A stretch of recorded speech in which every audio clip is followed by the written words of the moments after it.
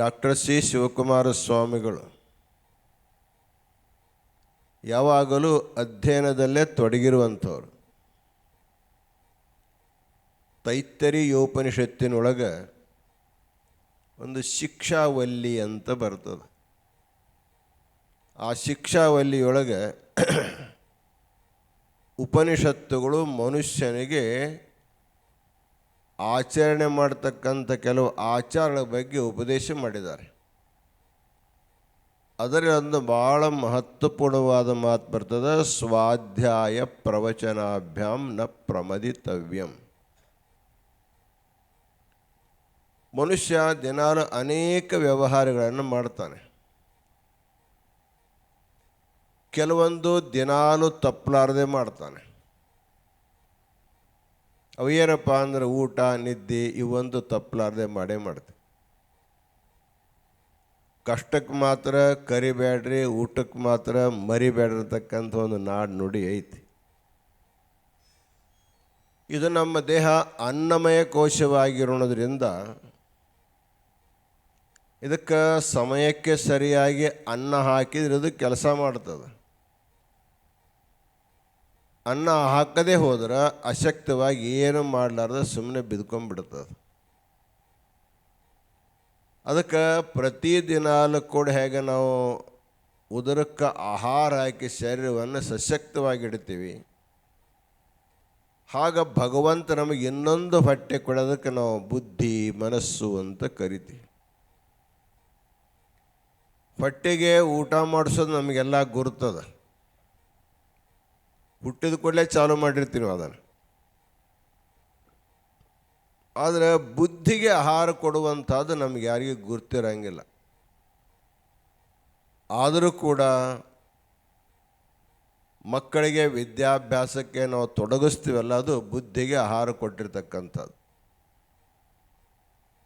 ಆದರೆ ಲೌಕಿಕ ವಿದ್ಯೆ ಅನ್ನುವಂಥದ್ದು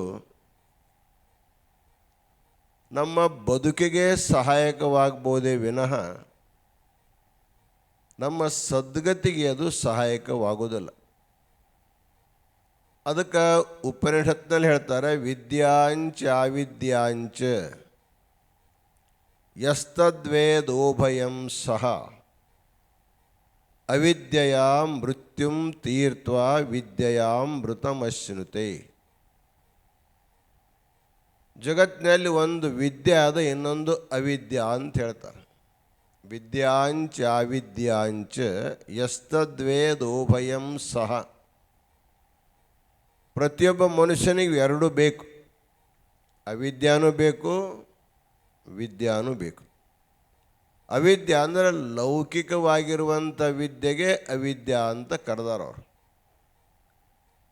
ಈ ಲೌಕಿಕವಾದ ವಿದ್ಯೆ ಎದಕ್ಕೆ ಬೇಕು ನಮಗೆ ಅಂತ ಕೇಳಿದ್ರೆ, ನಾವು ಬದುಕೊಂಡಿರ್ಬೇಕಾದ್ರೆ ಅದು ಬೇಕು. ಅವಿದ್ಯೆಯ ಮೃತ್ಯುಂ ತೀರ್ತ್ವಾ.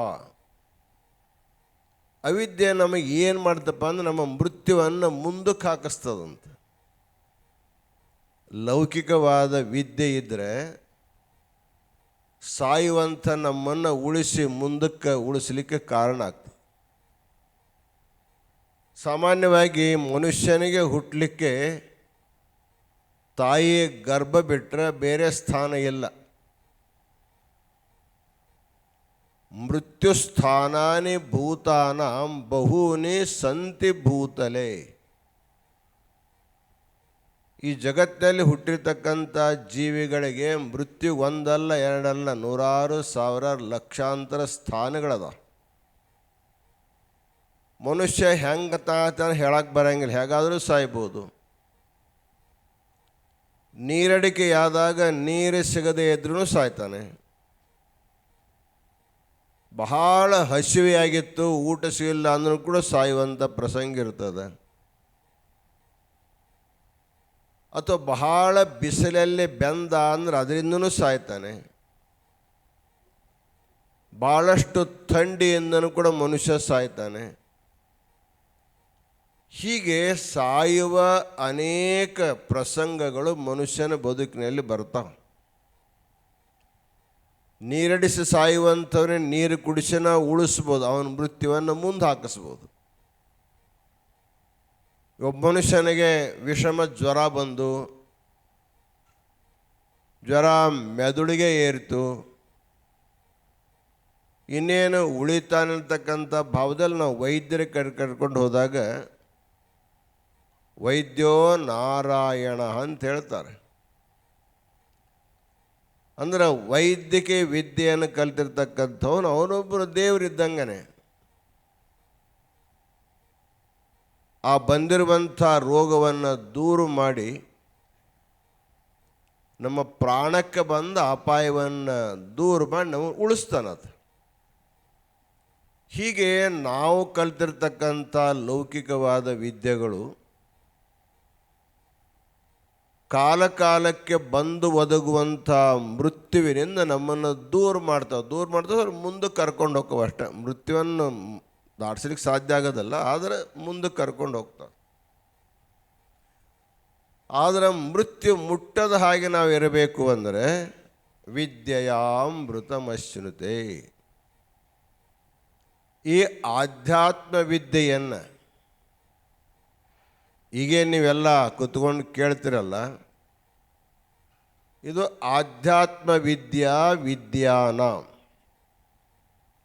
ಎಲ್ಲ ವಿದ್ಯೆಗಳ ರಾಜವಿದ್ಯಾ ಅಂತ ಕರೀತಾರೆ. ರಾಜವಿದ್ಯಾ ರಾಜಗುಹ್ಯಂ ಪವಿತ್ರಮಿದಮುತ್ತಮಂ ಅಂತ ಗೀತೆಯಲ್ಲಿ ಹೇಳ್ತಾರೆ.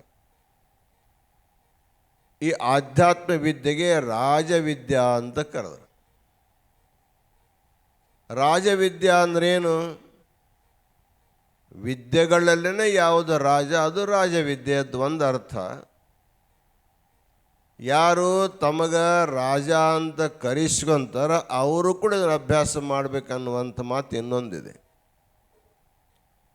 ಅದಕ್ಕೆ ಭಗವಂತ ರಾಜನಾಗಿರ್ತಕ್ಕಂಥ ಅರ್ಜುನಿಗೆ ಅದನ್ನು ಉಪದೇಶ ಮಾಡ್ತಾನೆ.